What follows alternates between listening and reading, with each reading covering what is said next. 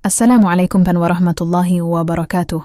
Di tengah penyidikan kasus dugaan korupsi MBG yang sedang berjalan, perhatian publik tiba-tiba tertuju kepada satu nama, Sony Sonjaya. Melalui tim hukumnya, Sony menyatakan kesediaan menjadi justice collaborator. Ya, bagi sebagian orang ini mungkin hanya istilah hukum, tetapi bagi penyidik, seorang justice collaborator bisa menjadi pintu masuk untuk membuka sesuatu yang jauh lebih besar. Apalagi hasil investigasi, Indonesia Corruption Watch (ICW) memperlihatkan secara gamblang sejumlah carut-marut dan indikasi penyalahgunaan kewenangan dalam tata kelola program makan bergizi gratis yang memiliki anggaran super jumbo, 28 triliun rupiah untuk tahun 2026.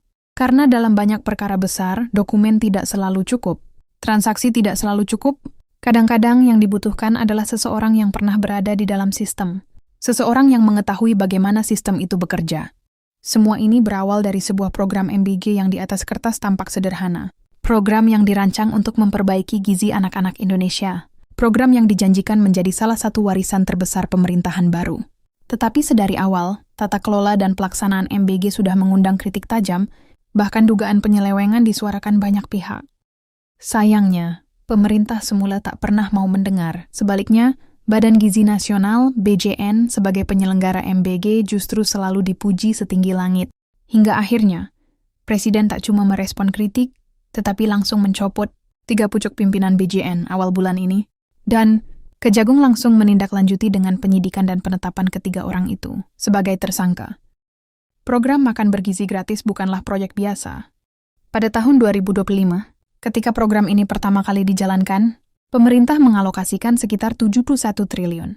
Setahun kemudian, anggarannya dilipat gandakan menjadi 208 triliun rupiah setelah melalui proses efisiensi dan penyesuaian dari pagu awal sebesar 35 triliun rupiah. Totalnya mencapai sekitar 339 triliun dalam 2 tahun. Sulit membayangkan angka sebesar itu, karena angka tersebut lebih besar daripada anggaran banyak kementerian, lebih besar daripada anggaran berbagai program nasional yang pernah ada sebelumnya. Dan ketika uang negara bergerak dalam jumlah sebesar itu, yang bergerak biasanya bukan hanya program. Yang bergerak adalah kepentingan. Yang bergerak adalah jaringan. Yang bergerak adalah akses. Di atas kertas, mekanismenya terlihat sederhana. Negara menyediakan anggaran. Badan Gizi Nasional menjalankan program. Satuan Pelayanan Pemenuhan Gizi atau SPPG menjadi pelaksana di lapangan. Makanan diproduksi. Lalu didistribusikan kepada penerima manfaat. Tetapi di balik satu porsi makanan terdapat rantai ekonomi yang panjang. Ayam, telur, sayur, susu, beras, gudang, tenaga kerja, distribusi, transportasi. Setiap kontrak memiliki nilai ekonomi, dan setiap mata rantai membutuhkan kontrak. Menurut perhitungan yang dikutip ICW, satu SPPG dapat mengelola anggaran mendekati 1 miliar rupiah per bulan. Dalam kondisi tertentu, satu yayasan dapat mengelola beberapa SPPG sekaligus. Artinya, yang sedang diperebutkan bukan sekadar uang dapur. Yang sedang diperebutkan adalah akses terhadap ekosistem, bernilai ratusan triliun rupiah. Dan ketika akses menjadi sangat bernilai, muncul pertanyaan berikutnya, siapa saja yang bermain atau setidaknya berada di sekitarnya? Ketika Indonesia Corruption Watch mencoba menjawab pertanyaan itu, mereka menemukan sesuatu yang jauh lebih menarik dari yang dibayangkan banyak orang. Totalnya ada 102 yayasan yang menjadi mitra BGN dalam menjalankan program MBG. Yang menarik bahwa hampir semua yayasan tersebut memiliki afiliasi. Hanya 13 yayasan atau sekitar 12% yang sejauh ini belum terindikasi punya afiliasi kepentingan tertentu. Dari 89 yayasan yang punya afiliasi, ICW mengelompokkan menjadi 9 kategori afiliasi atau simpul. Pertama, simpul partai politik tertentu. Kategori ini yang terbesar, 28 yayasan atau sekitar 27,5%. Selanjutnya, simpul bisnis atau swasta sebanyak 16 yayasan atau sekitar 17,6%. Kemudian simpul tim sukses dan relawan sebanyak 9 yayasan atau 8,8%. Berafiliasi ke militer ada 6 yayasan atau 5,9%. Simpul mantan pejabat 4 yayasan. Berafiliasi ke tokoh yang pernah tersangkut kasus korupsi ada 3 yayasan. Dan terakhir yang berafiliasi ke polisi dan kejaksaan ada 2 yayasan. Paparan tadi menggambarkan betapa MBG dikelilingi oleh para pemburu keuntungan. Program yang sejatinya diperuntukkan rakyat kecil dan miskin itu justru dijadikan proyek. Sejauh ini memang baru sebatas dugaan. Tetapi berbagai indikasi yang terjadi. Apa mungkin yayasan-yayasan mitra BGN tersebut benar-benar berhati malaikat, menyalurkan dana ratusan triliun untuk MBG semata-mata untuk membantu rakyat? Ya, untuk menelisik lebih dalam, kami mencoba menelusuri 4 simpul yang bisa mewakili mereka. Di antara seluruh yayasan yang dipetakan ICW, Indonesia Food Security Review (IFSR) mungkin adalah salah satu yang paling menarik. Bukan karena ukurannya, bukan karena jumlah orang di dalamnya, tetapi karena jenis orang yang berada di dalam yayasan yang didirikan tahun 2024 ini. Mereka antara lain, Dewa Meda Agung Kerta, pendiri IFSR yang ternyata juga menjabat tenaga ahli Badan Gizi Nasional, Al-Fatihan Septianta, Vice President Director IFSR, yang juga kerap berperan sebagai ahli di BGN, Hanif Adrian. Di IFSR tidak disebutkan secara jelas apa posisinya. Yang jelas, Hanif adalah benang merah antara IFSR dan elit penguasa, karena Hanif punya posisi penting di organisasi Relawan Muda Prabowo Gibran, RMPG. Sekretaris Jenderal Burhanuddin Abdullah, posisinya sebagai pengawas di IFSR. Namanya tak terdengar asing. Dia pernah menjabat posisi penting di pemerintahan, Menko Perekonomian era Presiden Gus Dur, dan Gubernur Bank Indonesia pada tahun 2003. Pada Pilpres lalu, namanya juga muncul dalam struktur tim sukses Prabowo Gibran sebagai Ketua Dewan Pakar, Glory Harimas Sihombing.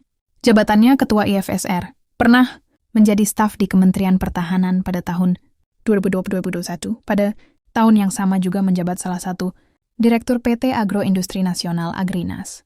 Kini dia lebih dikenal sebagai pengusaha. Fakta ini memang tidak membuktikan adanya pelanggaran. Sah-sah saja mereka berkumpul dan mendirikan sebuah yayasan. Tetapi ketika dikaitkan dengan MBG, maka memperlihatkan sesuatu yang lain. Dan semakin lama peta ini dibaca, semakin jelas bahwa IFSR bukan sekadar yayasan biasa. Ia adalah simpul, sebuah titik pertemuan kepentingan, yang ujungnya adalah proyek-proyek MBG. Tentu saja tidak bisa serta-merta disimpulkan adanya penyimpangan. Tidak bisa otomatis dikaitkan dengan kasus korupsi. MBG yang kini lagi ramai dan ditangani Kejagung.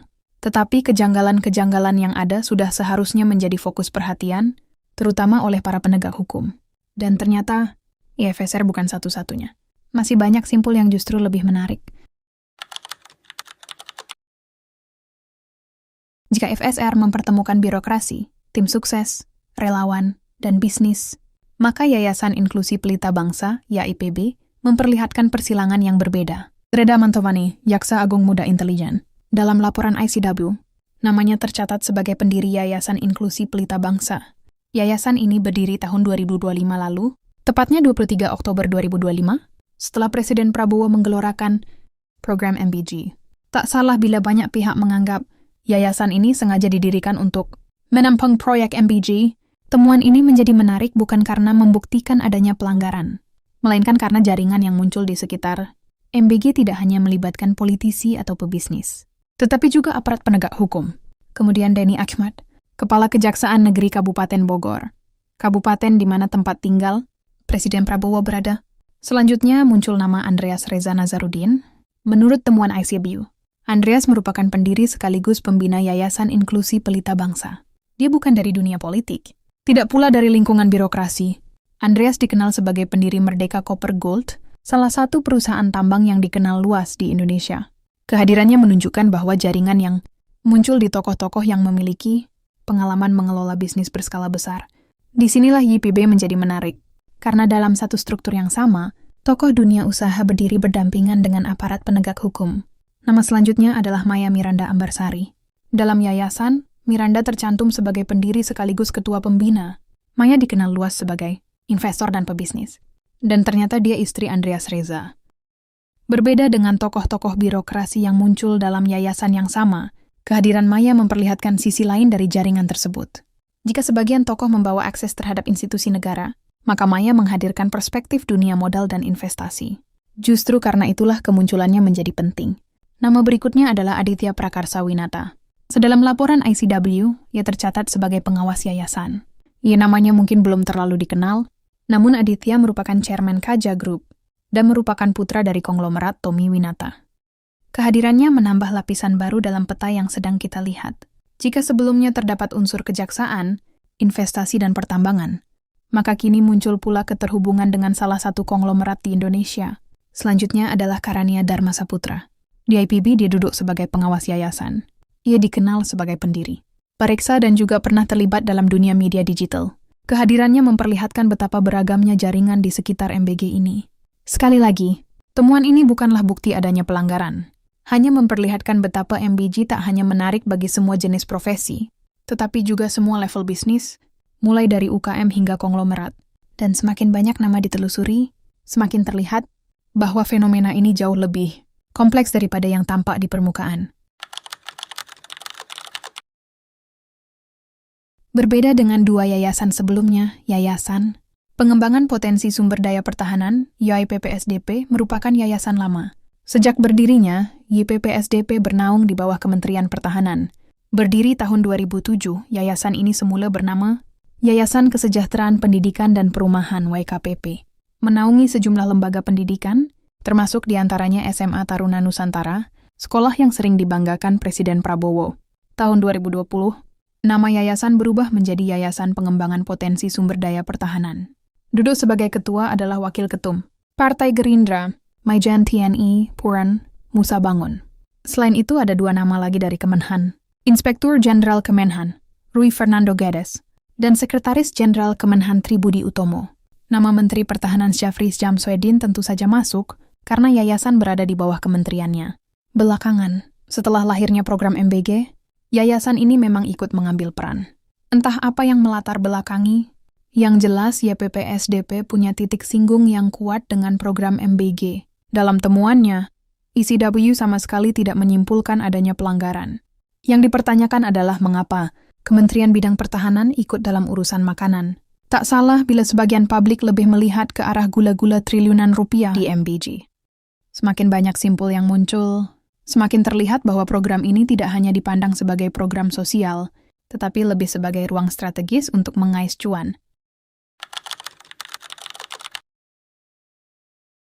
Ketika bicara kekuasaan, perhatian publik sering tertuju pada Jakarta, pada kementerian, pada elit nasional. Tetapi jaringan kekuasaan Indonesia tidak berhenti di ibu kota, ia hidup di daerah. Dan salah satu contohnya muncul dalam Yayasan Lazuardi Kendari. Yayasan ini sebenarnya merupakan yayasan pendidikan yang menaungi Sekolah Lazuardi GIS, Global Islamic School, Ibnu Sina di kota Kendari. Yayasan Sekolah Islam kelas atas. Ini beroperasi di bawah naungan Jaringan Pendidikan Lazuardi yang pusatnya telah dirintis sejak tahun 1994 di Jakarta. Namun bila menilik struktur kepengurusan yayasan, dalam konteks MBG ini, nampaknya Lazuardi Kendari tidak terkait dengan Lazuardi Pusat atau daerah lainnya. Setidaknya bila menilik nama-nama pengurus yang ada di dalamnya, yang nampak justru para elit daerah Kendari. Yang menonjol adalah nama Nur Alam, mantan gubernur Sulawesi Tenggara selama 2 periode. Ia tercatat sebagai pendiri Yayasan Lazuardi Kendari. Namun yang membuat namanya menonjol bukan hanya posisi politik tersebut. Nur Alam juga pernah menjadi terdakwa dan kemudian terpidana dalam perkara korupsi yang berkaitan dengan izin usaha pertambangan. Kasus itu sempat menjadi salah satu perkara korupsi sumber daya alam terbesar yang menyita perhatian publik. Dalam konteks dokumenter ini, penting untuk dipahami bahwa laporan ini tidak menghubungkan perkara tersebut dengan MBG. Namun keberadaan seorang mantan kepala daerah yang pernah tersangkut kasus korupsi dalam struktur Yayasan Mitra MBG membuat namanya menjadi bagian penting dari cerita. Karena ia memperlihatkan bagaimana jaringan kekuasaan daerah juga hadir dalam ekosistem yang sama. Sosok kedua adalah Muhammad Zayat Kaimoedin. Dalam laporan ICW, Muhammad Zayat tercatat sebagai salah satu pendiri yayasan tersebut. Zayat bukan nama baru dalam politik Sulawesi Tenggara. Ia berasal dari keluarga yang memiliki pengaruh cukup kuat dalam sejarah politik daerah tersebut. Namanya pernah muncul dalam perkara hukum yang berkaitan dengan dugaan korupsi di masa lalu. Sekali lagi catatan tersebut memang tidak berkaitan MBG. Namun keberadaan tokoh dengan latar belakang seperti ini memperlihatkan bahwa yayasan dipenuhi figur-figur yang telah lama menjadi bagian dari lanskap politik daerah, dan justru karena itulah namanya penting untuk dipahami. Selanjutnya adalah Andi Norma Kaimoedin, istri mendiang mantan Gubernur Sultra 1992-2002, Laude Kaimoedin. Ia dikabarkan baru meninggal dunia pekan lalu, 5 Juni 2026. Adanya nama Andi Norma menunjukkan bahwa jaringan tidak selalu dibangun melalui politik formal.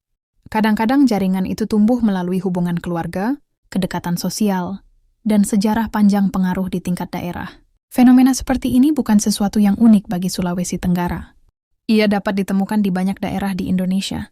Dan justru karena itu Lazuardi Kendari menjadi contoh yang menarik untuk memahami bagaimana kekuasaan lokal bekerja.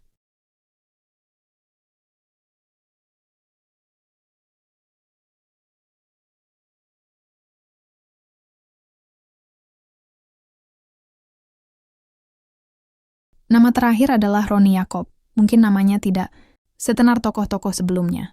Roni adalah birokrat senior yang justru dibutuhkan sebagai penghubung antara dunia politik dan birokrasi. Karena itu, keberadaan Yacob membantu melengkapi gambaran mengenai karakter yayasan ini. Sampai di sini telah tergambar. Jika IFSR berwajah birokrasi nasional, Cian Inklusi Pelita Bangsa adalah wajah elit ekonomi.